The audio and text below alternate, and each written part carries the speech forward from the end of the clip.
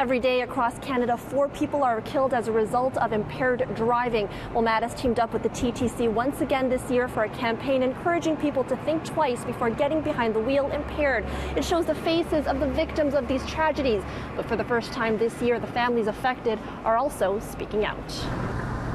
They are the many faces of those who never made it home, and for each one, a family continues to grieve, carrying a pain that will never subside. I went to every single grief support group I could find, just so I could talk about Michael, because I needed to talk about him. He was such an important part of my life.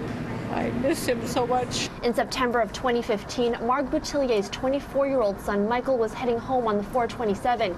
He was turning on Burnham Thorpe when an impaired driver T-boned him on the driver's side. He died in hospital 2 days later. Michael's family is one of several taking part in an awareness campaign warning drivers about the life-changing consequences of impaired driving. The photos of these victims will be on the backs of TTC buses until the new year.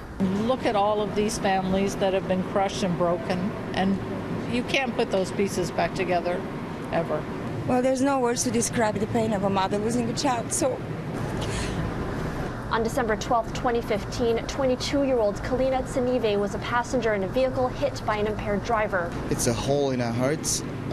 It will always be the same. There's no going over.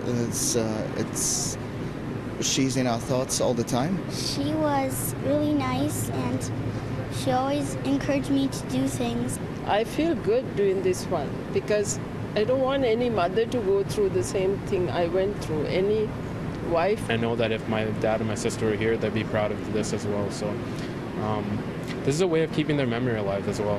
This is the 3rd year for the campaign. According to Matt, an average of 165 people are injured each day due to impaired driving. They are injuries and deaths that are entirely preventable.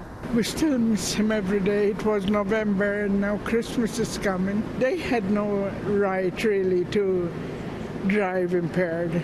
The main message: if you're planning on drinking, be sure to arrange for a safe way of getting home. Have a designated driver, take a cab, or use the TTC. Because once you're out there and once you've had a few drinks, you're not going to be making wise decisions, and that split decision can cause somebody to lose their life.